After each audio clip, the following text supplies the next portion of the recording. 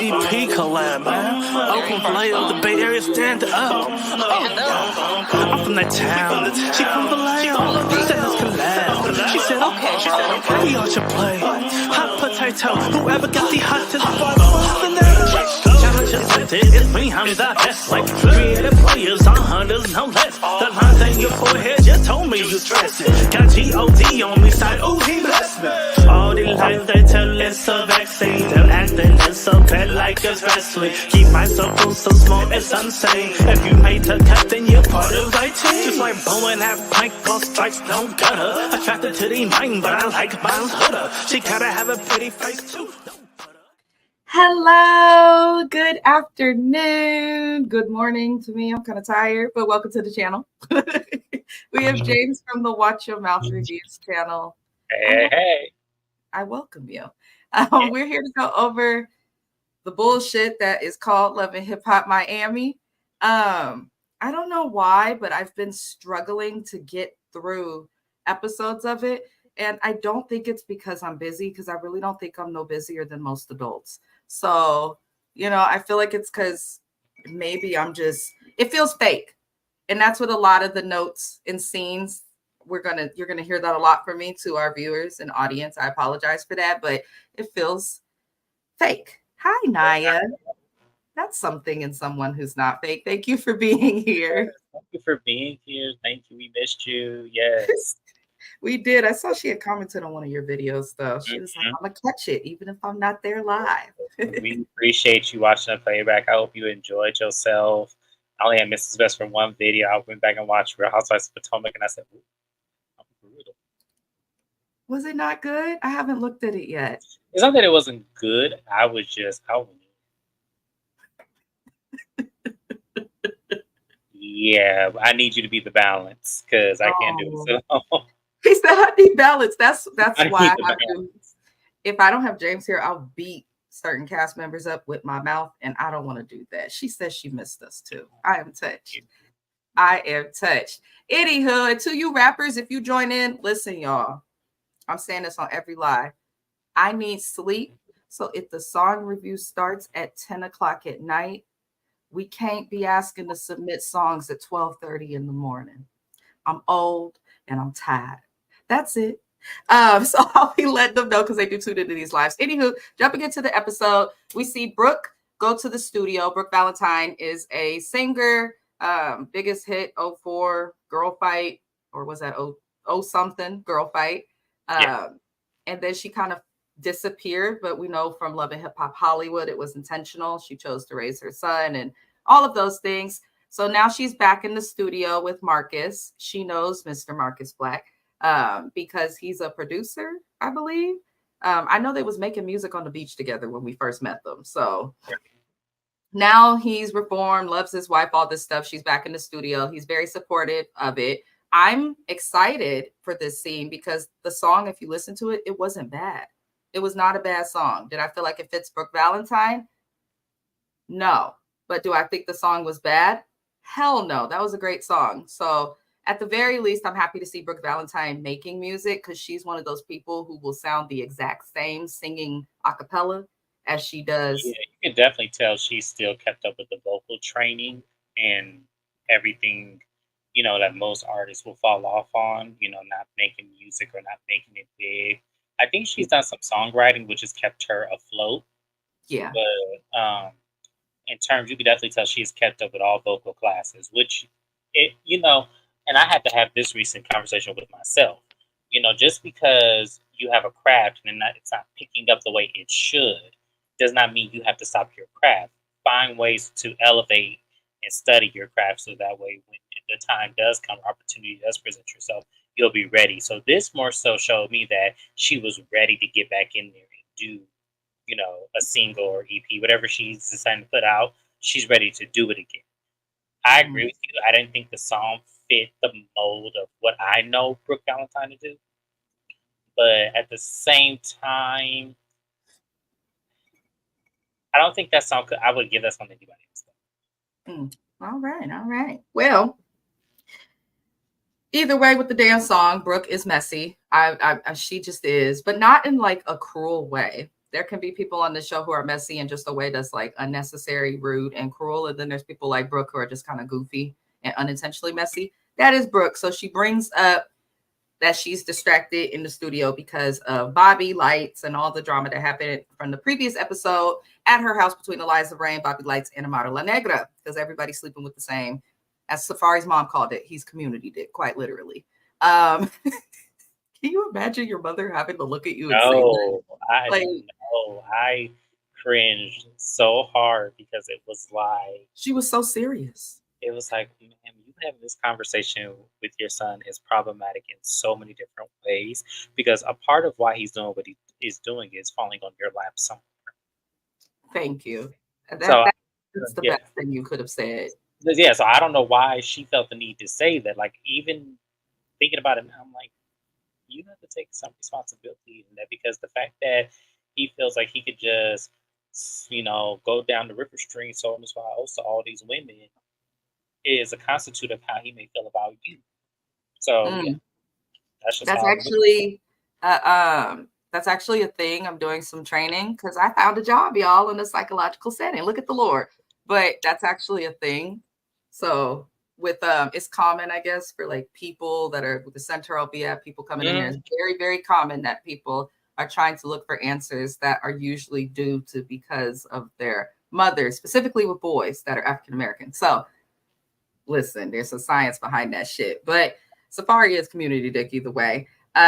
Basically, Brooke Valentine, and this is where the episode started to feel kind of scripted to me, like they did too much producing. She wants for Marcus to meet up with Safaree, and she kept calling him Dr. Black and all these things, so that he could kind of talk some sense into Safaree for his behaviors. And then Brooke is going to be pulling Amada and Eliza to the side, which we'll see later, to try and get them to make peace. Here's my thing. That girl says she was distracted in the studio. How the hell are you distracted by some shit in the studio? That literally is not your business. Yes, something went down in her house, but how does this really impact Brooke Valentine? I asked that. If anybody could answer that, if you're watching the live replay, shout out to the replay gang and Thug Life. We love y'all. Comment what the hell, what how is this her business? I know that they're all her friends, but like, I'm the type of person who will just let stuff be. And I think James is that way too. If my friends is having a beef, for instance, James, someone we was both close to, the bitch start getting on my nerves. So, and he knows how I am. And she's a little crazy too. That's why we were friends. He must have avoided that shit. He'll listen to us, but he won't talk shit.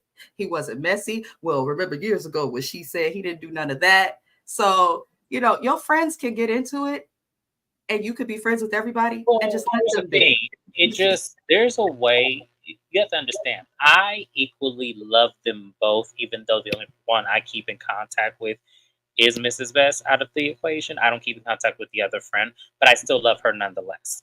But the problem is that I have with that is that I think a lot of people do that is because secretly they're either mad at one of the other friends or they just want to be messy to see a fight happen and then choose whoever wins. And you can't do that. Like, if you really do love somebody, regardless, you'll listen, hear them out, allow them to have their experience. Because as I said, she had an experience that I didn't experience, and the other person had an experience that I didn't experience. It doesn't make either experience wrong.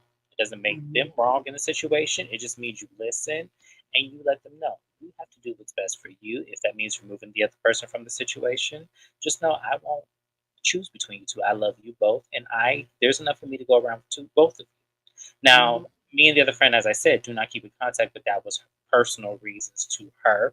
I respect where she is in life, and I respect that, she had a life event that has changed her, hopefully for the better, nonetheless. But the door is always open for her to come to me and speak and pick up where we left off. That is never going to close. See, that's how it's supposed to be. You're supposed to do what James did, y'all. Not what Brooke did and call your husband to come and try and fix something. I also feel like, I hate this because I have to comment based on what the show is. I know that Safaree is not the best person.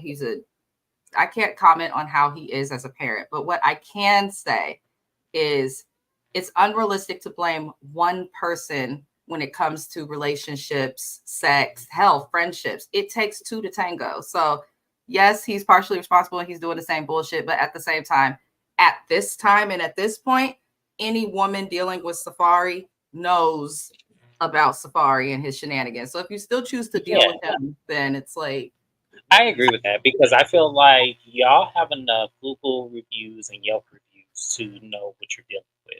And if you still decide to do it after the fact, then you cannot complain about the outcome of what you're in his situation would be. And I said the same thing about Nick Cannon with, baby mama number 5 and 6. I'm like, y'all have seen enough of this man to know that he has children all up and down the Louisiana Purchase, and y'all still laid on your back and have one by your damn self. And I just don't understand. I don't understand how you think that he's going to be different with your child versus the other 10 that he has. That makes no sense to me. That makes no sense to me because it is hard for a father to give himself to 2 children, let alone 12. So that's why I'm saying, so for these women out here to be like, oh, Safaree is this, Safaree is that, you have seen him relationship after relationship after relationship, dogging these women out, being completely irrational with these women, doing things that that makes him think he looks cool, but really he looks stupid. Y'all have seen this in your face, but yet still y'all want to play around with him, and it's like, well, you get what you get. If you fall on the result of that, you just want to fall. Just get back up. Yeah, I think with this episode and the first scene, I will say I agree with Naya. Reality TV is starting to become overproduced, but I also think that there are a lot of networks that are attempting to give you some type of, where the bulk of it is actual reality, but with Love and Hip Hop, child, is overproduced. And then she says at this point, you're just testing fate. That's how I feel about Eliza and Amada. I also don't believe any of this, so we'll see what I'm about to say on Mara's part, I don't think she's testing fate. I just think she's doing something that's going to give her a continuous check. Now, Eliza Ray may be different. I need more time to judge that situation more and see how the outcome will be.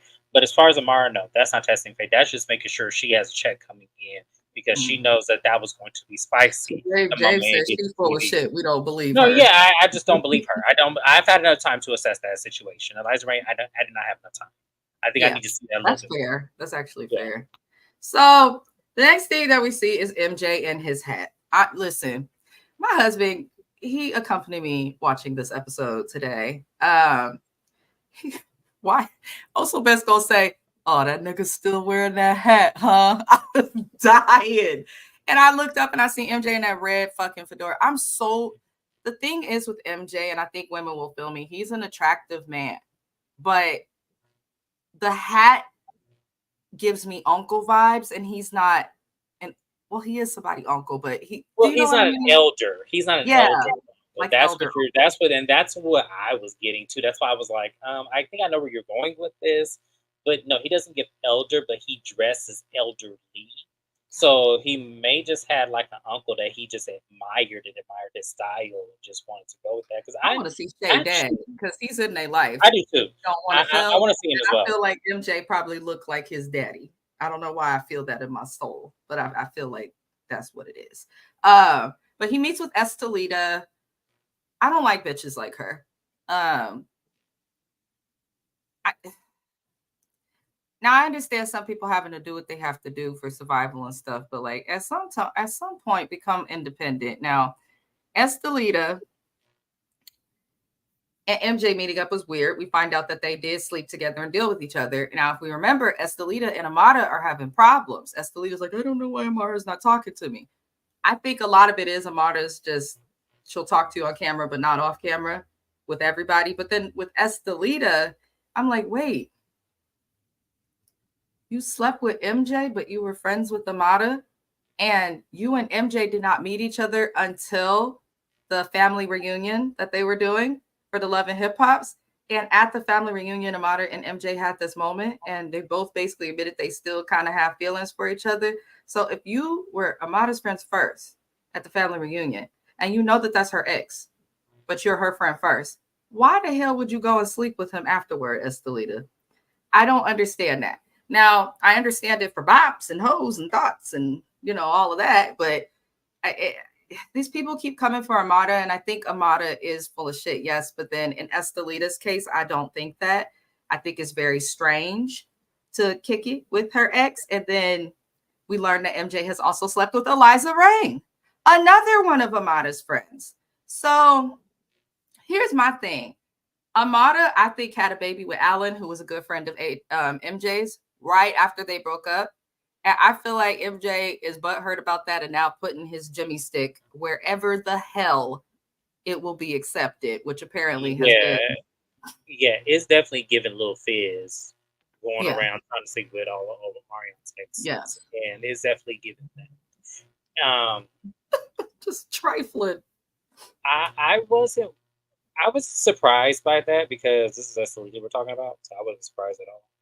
But what I will say is that this is another example of how he really does give like bum ass, like, really ridiculous behavior.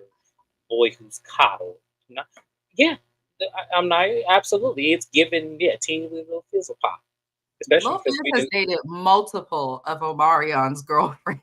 Jennifer Freeman's the other really famous one. I forgot about that. that. Okay.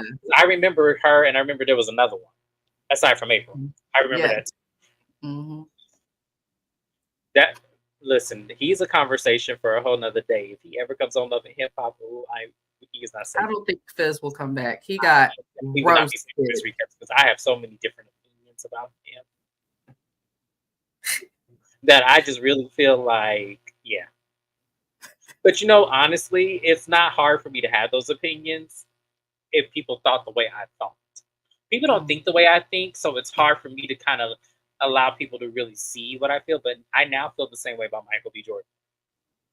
I did not before. It's so random. I did not before, but I feel the same way about Michael B. Jordan. If y'all want the conversation of how I feel about that, let me know, and I will do an upstage video on his recent interview on that podcast. And I'm gonna tell you what the hell is going on. What I really. I haven't even y'all. I don't keep up with interviews. The interviews I watch is when James is like, "Girl."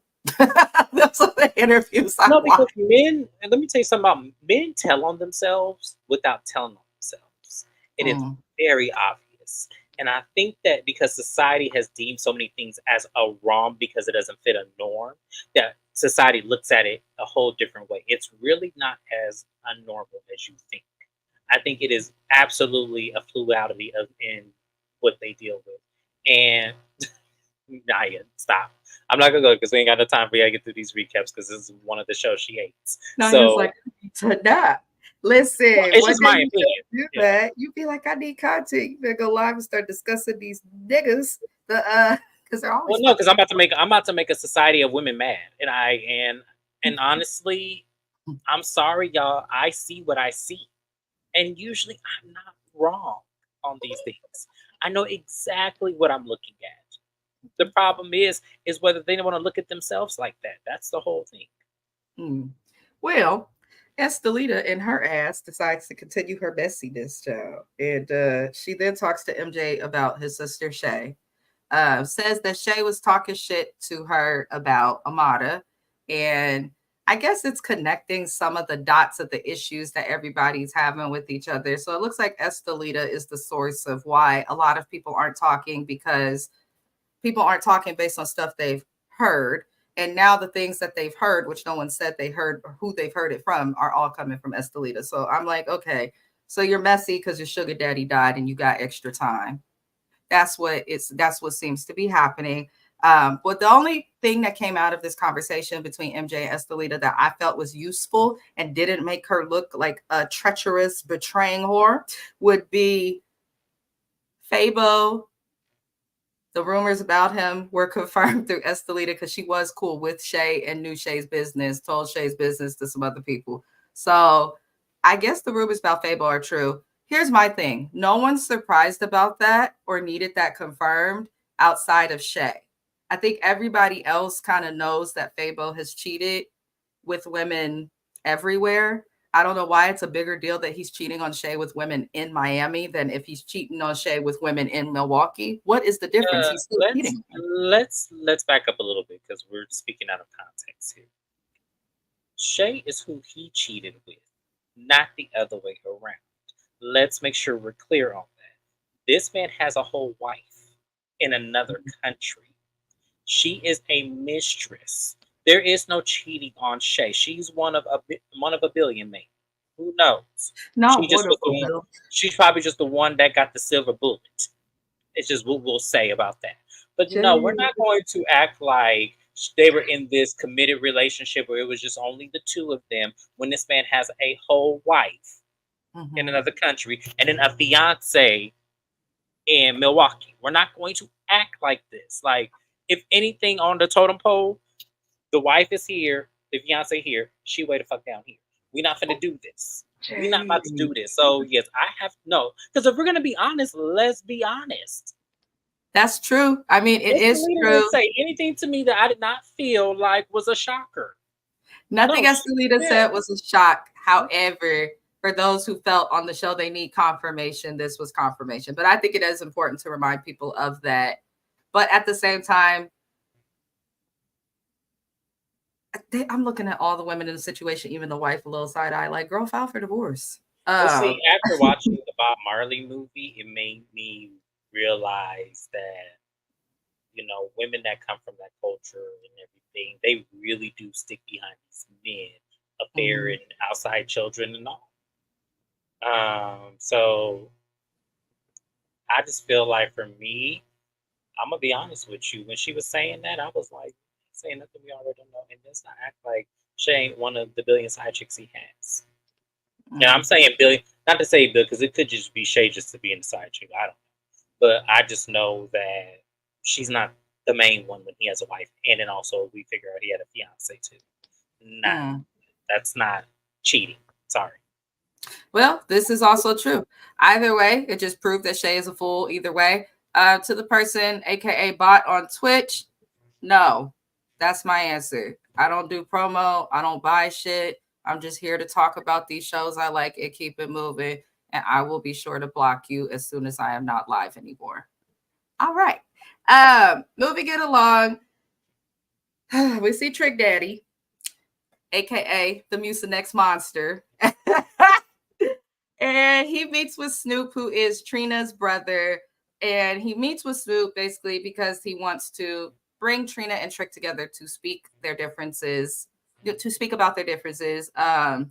Trina feels like Trick Daddy not organized. She's been saying this for years, and she doesn't want to go through dealing with his entourage in terms of performing on stage with him for his 50th anniversary tour that he wants to do and have his son perform at. Trina finally lets Trick know that she's not interested in the performance, and he pretty much gets up and leave. Not said blocked with the quicks. I don't play them games, though. I really don't. I'll be polite, but I'm gonna let you know you're gonna be blocked, so don't come back now. But yeah, pretty much this conversation was not productive. I feel like we've seen Trick and Trina have the same conversation a few times thus far already this season. So I'm kind of over it. I don't want to dismiss it because I know that some people watch our recaps to know what's happening on the show. But I can tell y'all without a shadow of doubt, it's the same conversation that these people have had. They're not going to meet in the middle.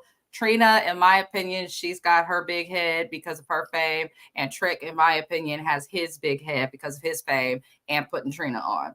I think they both have big heads. Personally, I believe that Trina and Trick Daddy are both incredibly unprofessional.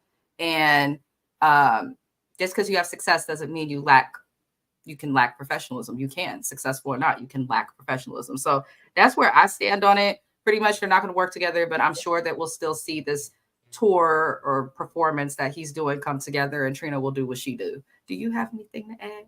That was a good analysis. I'm just over it. Who is next, y'all? Like the video if you haven't already. Also, Flo and Gael, Florentel Luce and Gael, the hot mess that they are. So Gael comes in. I can't take this woman seriously. She's hard to look at. She acts a fool, and I'm tired of her. I'm just tired of Gael James. I really am tired of her as a whole. But Flo was pretending to do her job.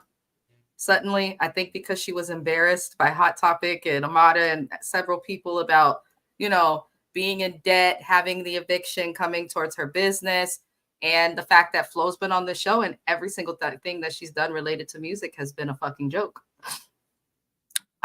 So now she's sitting outside what looks like an industrial area off of Hagenberger in Miami, and she's sitting. I'm trying to tell you, she's sitting outside on a dirty picnic bench and a MacBook Air, acting like she's working. In my head, I'm just like, this is Miami. My best friend lived in Florida for a significant amount of time and can attest to this. Ain't no way in the summer is you sitting outside in Florida just to sit outside on a hot day with a laptop.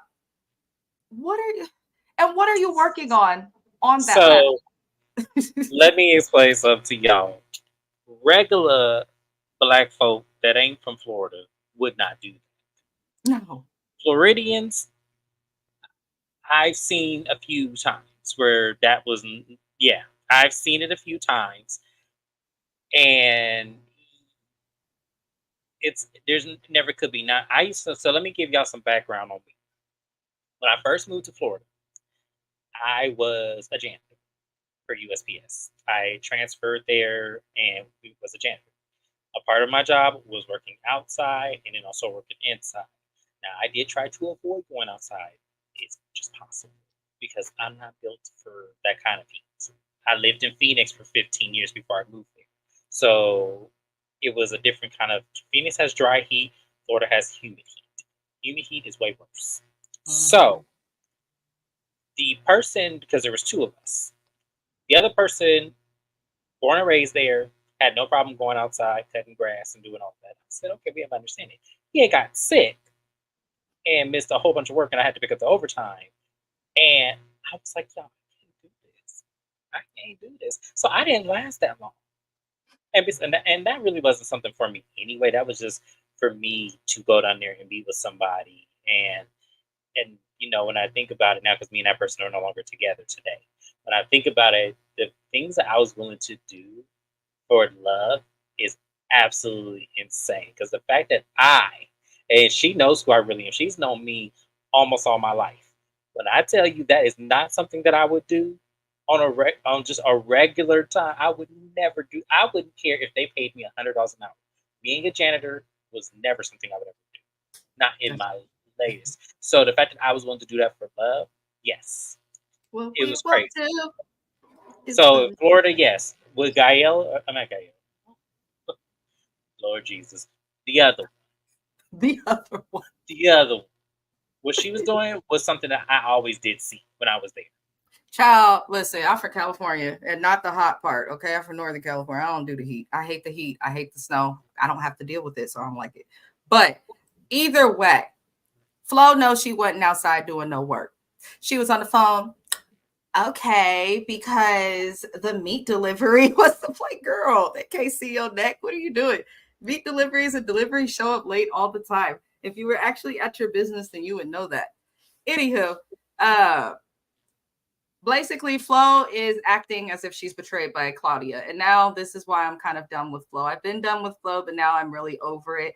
No one in this family related to her, married to her, friends with her is accountable.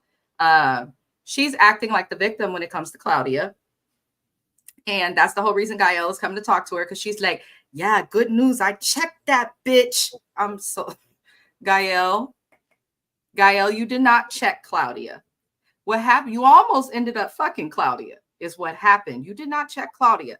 And we find out that Flo has no clue that Gael and Claudia had a kiss and some ass touching and whatever. Right. He called them the other one. I'm not about to play with them too. I'm not about to play with them. Actually, them four: Flo, Gael, Marlon, and Claudia. Because this is some bullshit.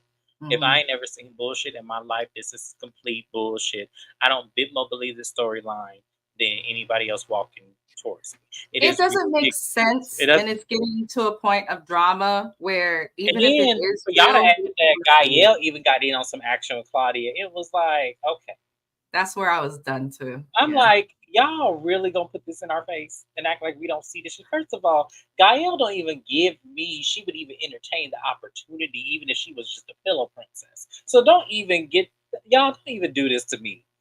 This ain't bit more real. Now, the whole her fucking Marlon, absolutely. Yeah, absolutely.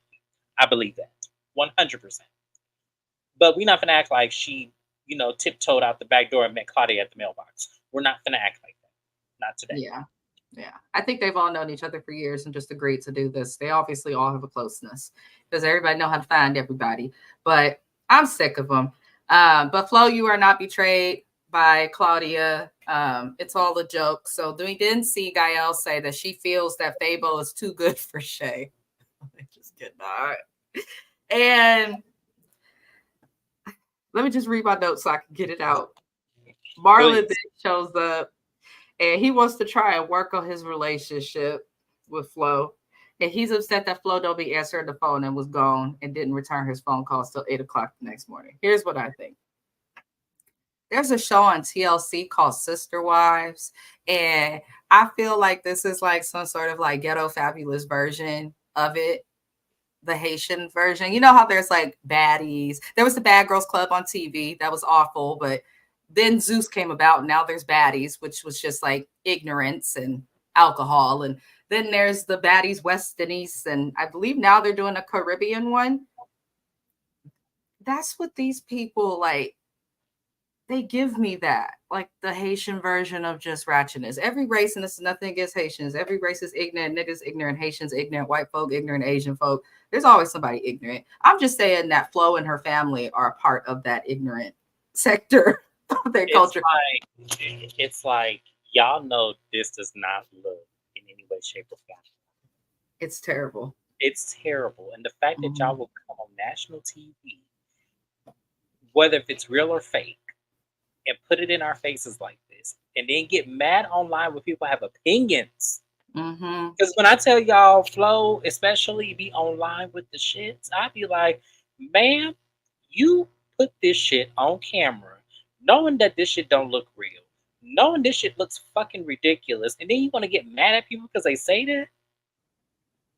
Oh, yeah, we all kinds of special over there. Yes, absolutely. Flo is slow. Something's wrong with that whole family, and I'm over it. I think Naya right. They all ignorant. They are every last one of them. And as in the words of James Jackson, start with that mama. That's who it is. It's that goddamn mama. That's the problem. Marlon's just doing what he's allowed to do and bullshitting. But anywho, that's all we got from them people. They are just majorly touched. So moving it along, you guys. For those who are here, be sure that you're liking the video. I appreciate it, and it does help our channel. Brooke Valentine meets with Amada and Eliza, as she said that she was going to do. And basically, Eliza calls Safaree because Amada and them are talking, and they're like, girl code this, girl code that.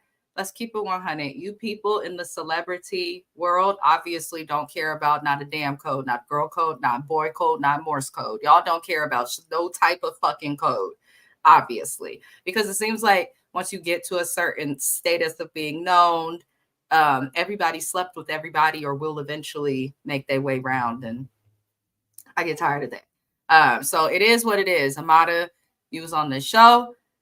This is... Every time Amada deals with a man on this show, we get fuck shit and stupidity. And Eliza literally is known for hopping from whoever the hell will pay her the time of day that makes more than $100K a year, it seems. So, I don't take either of them serious. What Eliza did was shady. It does not, just because your friend's not talking to you or you have a beef with them, does not license you the right to go and date their ex or tell all their business. I will forever stand by that. But the scene felt fake as hell. I was irritated watching it. It was overproduced, as Naya said. And, that's how I feel. Hi, everybody. What's up, babe? Welcome. I hope you have a good day at work. Naya said, my man says hi over my shoulder. Hello. What up? Hello. Over the shoulder. First time she mentioned you. on either one of these channels. Hey, what up there? Hey. Hey. He probably think we crazy. He's like, what the hell? All She right. watching? What the hell? What the hell is the why is he talking to you like this? Some of these people. He don't know. He don't know. This is a distant cousin now. She family at this point. She not a family at this point because when I tell you she consistent and stay on these channels, we love She her. So does. yes, so that's cousin over here. I'm telling Like poetic justice. you. Cousin. Cousin. I love that movie. Anywho, but yeah, it was bullshit. The whole scene felt fake. She tried to call Safaree on the FaceTime to like back her up, like, I did not know you were still talking to Amara. Can Amara hear me? Yeah, she can motherfucking hear you. I don't know what you're talking about. The fact that he even, if this is real, the fact that this man even picked up the phone tells you all you need to know. Because I'm gonna tell you this right now. There's no way in hell that my husband or anyone I know, my friends, is just going to be calling my spouse or I'm calling their exes or who they're dating. That's weird. I've actually gotten close with one of my best friends, her baby daddy. Me and him became friends, but I still didn't like call him. We just saw each other when we saw each other. Like, that's weird. So the fact that she could just call Safaree, hello, obviously something's going on. But what did you think of the bullshit ass scene that was what it was? I don't think about it because I felt like, to me, I'm gonna keep it real with you because one, as I said, Safaree is goofy as hell. This scene was really stupid because one, you have one chick over here who I know this shit ain't real and she shouldn't feel any type of way because this is for a check, as she has said online before. And then the other one, I really can't take her serious either now that I'm thinking about it even more because, as I said, I'm putting myself in the situation because I can do that. If I'm coming on a TV show and Safaree all in my face, and I done watched him for seasons disrespect every single woman he has been with, and has been goofy and trying to get in every woman's pants, and I'm a man at that. What the hell? How the hell do you think I'm? But you know, but honestly, I have a philosophy on that, so I can't use me as an example because I have a philosophy on that. But the problem is that I would not take him serious. I wouldn't want no parts of him. I wouldn't date no nigga like Safaree. Listen, 15-year-old me would know better. Okay, 15-year-old me would know better. I don't know what the hell these women see. But see, but here's the thing. I don't think he was like that back. Okay, so I think it was really Nikki that made him like this. I really do. Even though he probably was a little bit corny with her as well, but he was loyal. We didn't hear about him running the streets. Either way, these women know him after Nikki. They all fucking stupid. That's and true. You can't even, the things that people like about him, hairline, abs, he admits to the shit not being his and paying the surgeon to do it. I don't want no nigga that got to pay for a hairline. That's how I feel personally. I know that's sidetracked, but that's just how I feel personally. I don't. Can you imagine? Shave your head. I know he got a weird shaped head and all, but just shave your head. It's fine. The math not mathing. It's not. It's really it ain't. not. It never did. And it never did. And that's why I don't want to speak on this scene because I said these women are stupid. Especially the one that knows this ain't real and getting a check from it. Especially her. I would think you would have more proof and just would have sat there and just laughed because you know what it is versus you feeding into it when you know the shit ain't real in the first place. That's based on the partless wigs that Amara's been wearing this season that look like the sew-in or the glue-in wigs. I can't with Amara. I can't with any of them. And Naya, that's not his shit on his head. No. Yeah, that's not his hairline. He admitted that. That's not his shit. He don't sprout no damn hair up there no more. That ain't his shit. It's her response though. Bruh.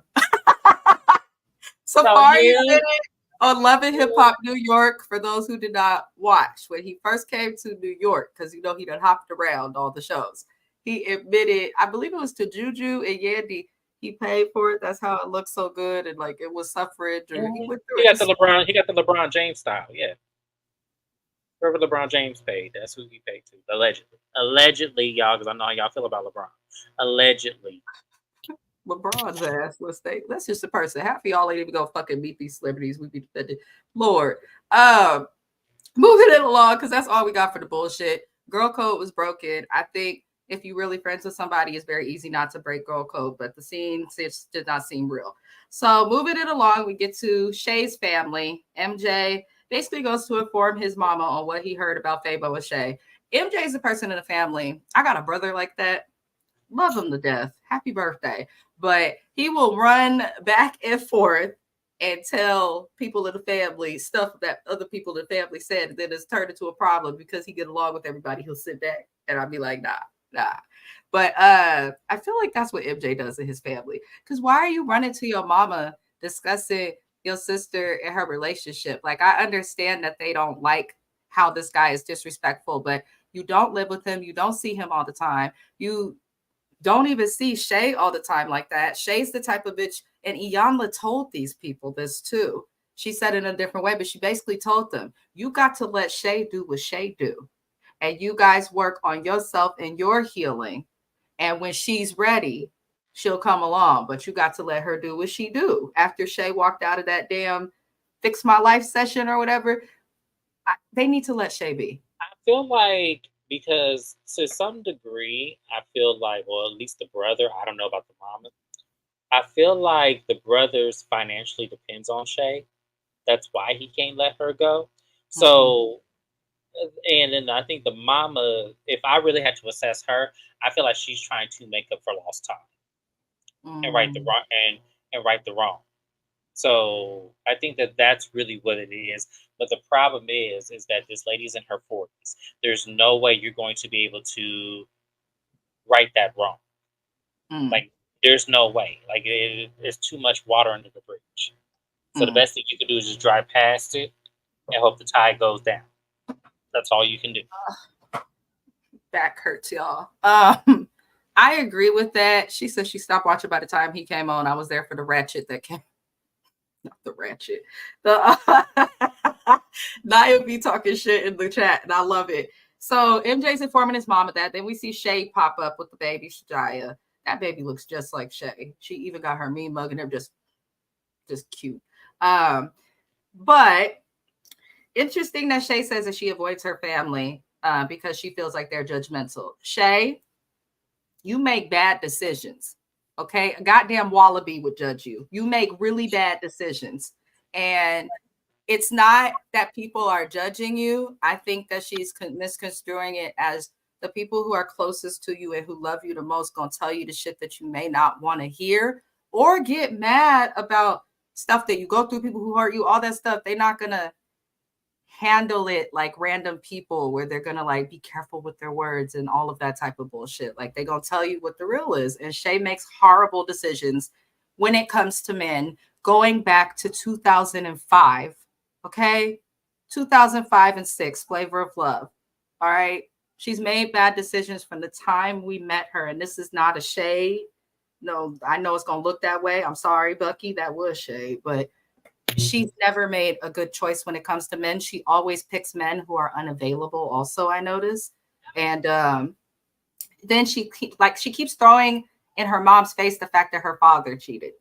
So obviously that's bothering you, Shay. You need to go talk to somebody about that. It's bothering her in the way that she doesn't want the one person that matters to judge her for being with the man that was unavailable to her as well. That's really what this is about. This has nothing to do with the fact that she has a problem with it. She doesn't want her mom to judge her for the decisions when her mom took back the man who cheated on her. But what I want Shay to understand is the difference. That was your mama's husband. Fabo H.O. Fabo is not your husband. Or Scrappy was not your husband. And Flavor Flav was not your husband.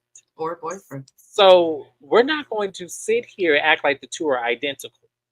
That is two different things. If your mama been with her husband all these years and he decided to tiptoe out the back door immediately at the mailbox, that is on him.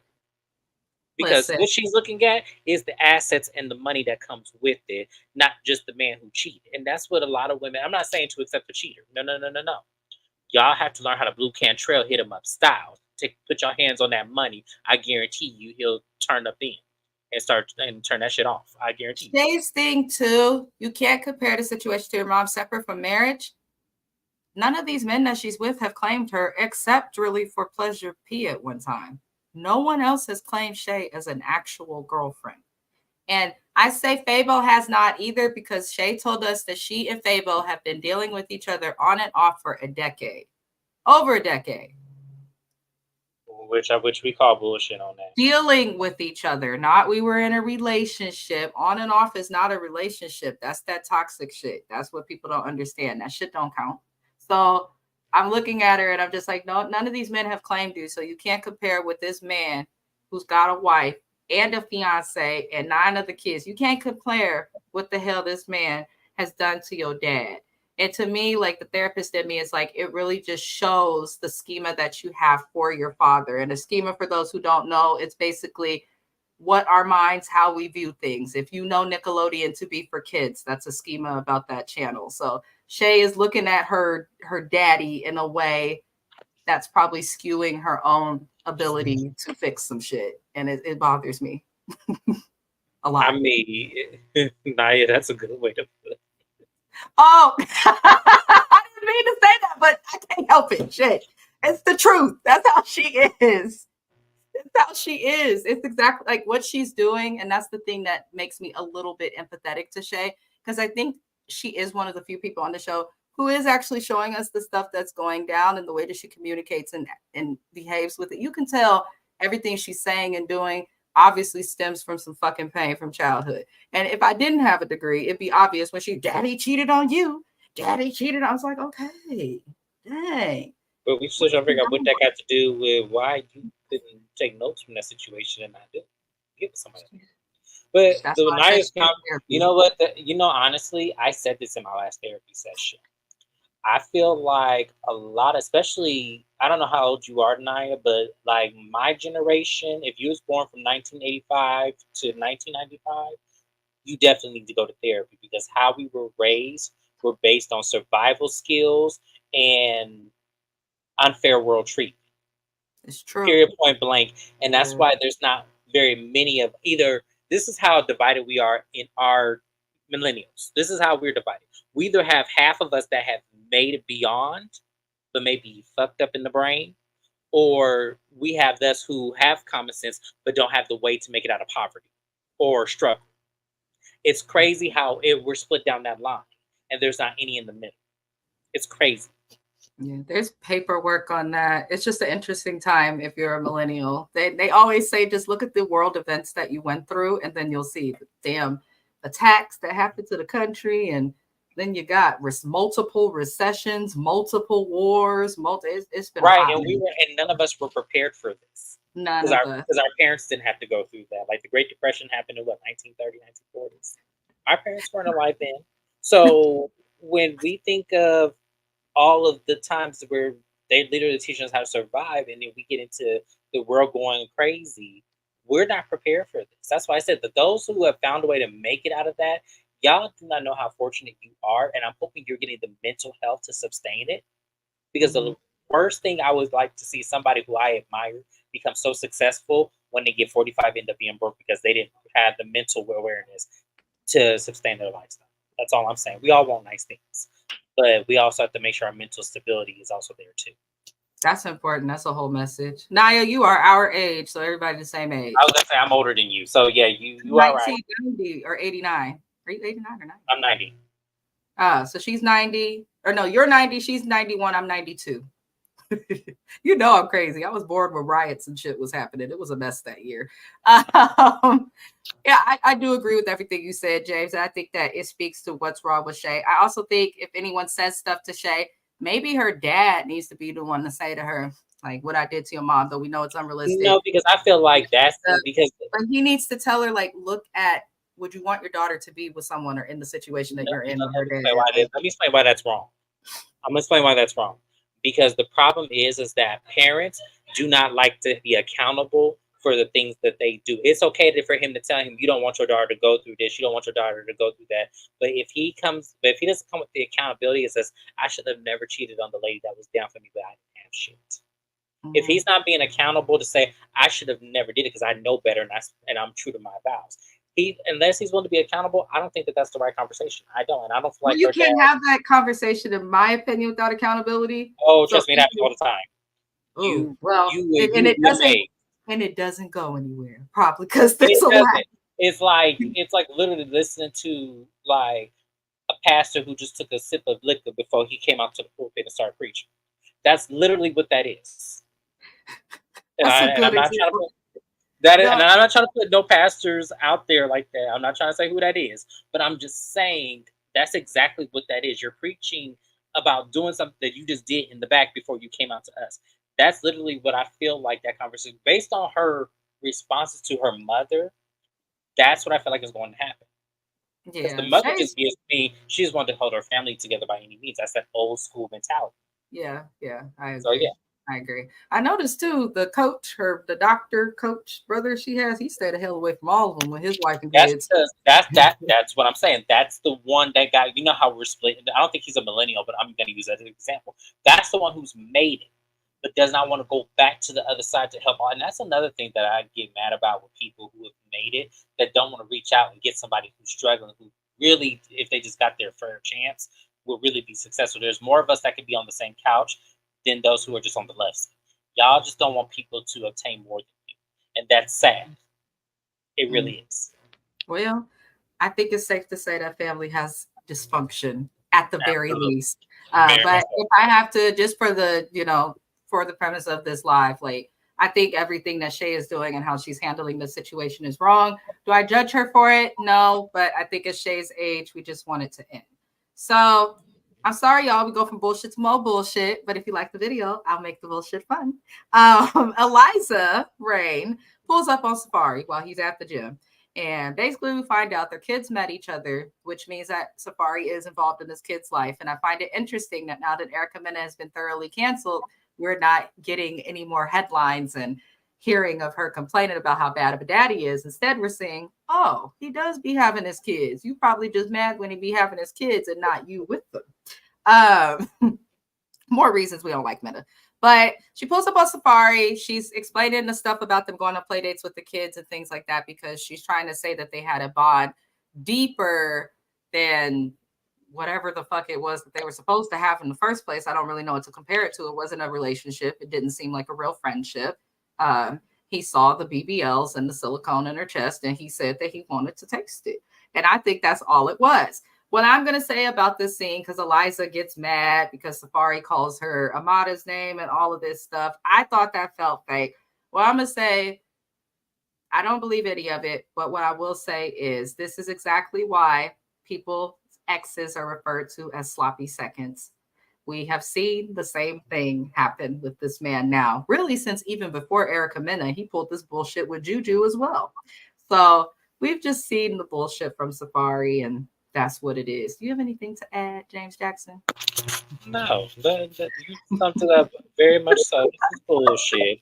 This is, once again, people being goofy for camera time, and I don't care. That's the best way to say it. Goofiness for camera time. Child. She said the truth clears better than a lie. Like that. My grandma says that. Deny it with that wisdom. So we see Shay at home like a dummy. And, she's like, of course, Fable's in the house. I guess it's supposed to be like a big reveal. I am personally not surprised that Fable is back in the house. I felt from the beginning that the only reason she put him out was because she watched what she saw on TV and was probably like, that ain't cool. But then when the audience and the fans and social media started to drag her for how she treated her mother, that's when suddenly Shay is putting him out. I don't buy shit that Shay says and does. At this point, she's stupid. She really gonna say to us, of course he came back to me. That man loved me. So that statement, though, I hate to get deep, was so powerful, because if that is your idea or what you think that any person loving you should feel like, consist of, your idea of love is skewed in a way that is going to fuck you and your child possibly. I know that's bad, but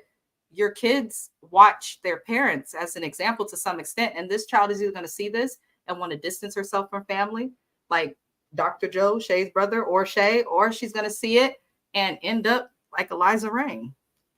And so it's just not good either way, but that's how I feel. How do you feel, James? Not Bucky. You said it perfectly, because her, like, interpretation of love is very skewed. Mm. It is not love when a man has a wife and 10 other children to, provide for, and him to be laid up with you when he has legal paperwork with somebody else. It is not love when he gives you somebody else's car allegedly for your birthday, mind, or a baby shower, whatever the fuck it was. I don't forgot already. That's not love. Like I honestly and truly, I feel bad for her because love is not supposed to show up this void. It's not. Mm-hmm. This is, I need somewhere to stay when I come to Miami. I'm coming to your house. This is what this is. That's what I got. Yep. And the fact that you feel like it's something else, it's crazy to me. This man came for a pillow on his head, a mattress for his back, and some badoozy for his thing. That's what he came for. He didn't come for shit else. And the fact that you think that is love, ma'am, seek help. Like, somebody send her a wellness check, please. Because this is sad, and for a beautiful black woman to display this kind of behavior on TV, it is absolutely horrible. I think TV is a part of why she's still acting a fool too. Separate from childhood, there are things that you can go through as an adult that will cause you to be a certain way. Shay has been, I'm sorry, the gay boy said it, that was Eliza's friend. No man picked her. Scrappy didn't want her, Flavor Flav didn't choose her. And when you think about it, though, the fact, like, it's shade and we laugh at it, but I think Shay is trying to prove to America that she's not always going to be like this joke when it comes to men. And it's here's the thing: she's off to a bad start. she's off to a bad start. If this is okay, if we were to believe that's true, because I do feel like there is some truth into that. If we're supposed to believe that, Shay, then you missed the mark. You missed the mile mark. You missed the daily races. You missed it. You missed your bus. They don't have your rental car there. They just don't. You just missed. You missed. And instead of you doing the work on yourself, like everybody has to do work, I have to do work on myself, because what I thought was supposed to be my happily ever after turned into a whole nother nightmare. So I just feel like, no, you have to do the work, because there's something in you that is not whole to be attracting these kind of men that can't even give you wholeness in themselves. Because one, he's married, has 10 other children, and he can't even give you the decency of your own brand new car. So come on, we're not going to play these games. So if that's really, because I believe that, I do, you need to try something else. Go out of your element. If you really, like, don't get a man until you are whole. Don't get a man, and then when you get one, don't be getting ones that are in these situations. Get somebody help. Look at you. Hell, they got him in Miami. There's plenty of lawyers in Miami that will give you a good time. Trust me, they like y'all. They do. They do. They love them. They love them. Some black exotic women. They do. And that's what's so crazy to me. Miami is small, like it really is. But when I tell you the amount of lawyers, and I think because there's such like there's not enough to go around because everybody's married. But it's like it cannot be all that bad. It cannot be. I live there, so that's why I'm like, it cannot be all that bad. Child, we just go hope she does for the best for her. But I'm sure we'll get more bullshit next week. The last scene we got, and the last scene that we'll discuss for this recap, is Marcus and Safaree meeting, aka Dr. Black. They meet to discuss the behavior Safaree has with women, because Marcus feels like Safaree's the center of the drama between the females, but the females have to have responsibility. Here's what I'm saying. Marcus, you're not a therapist. You're not a crisis, a person who works in crisis management or intervention. You are the man who has established a brand based on learning from your mistakes and growing, which is beautiful. I will not take that from him.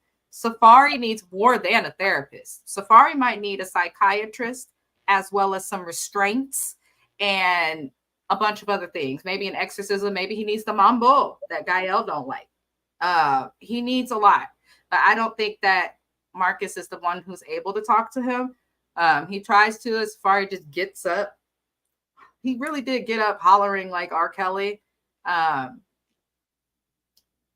corny. Yes, Naya. That too. Yeah. Because He gives me so much of Martell Holt that I can't even. Like I just can't. I just can't, y'all, because and the fact that these women will still come to bat and defend these type of men is just crazy to Well, me. people like to say men are people who are more concerned about the looks, but I think women are just as concerned because a lot of them.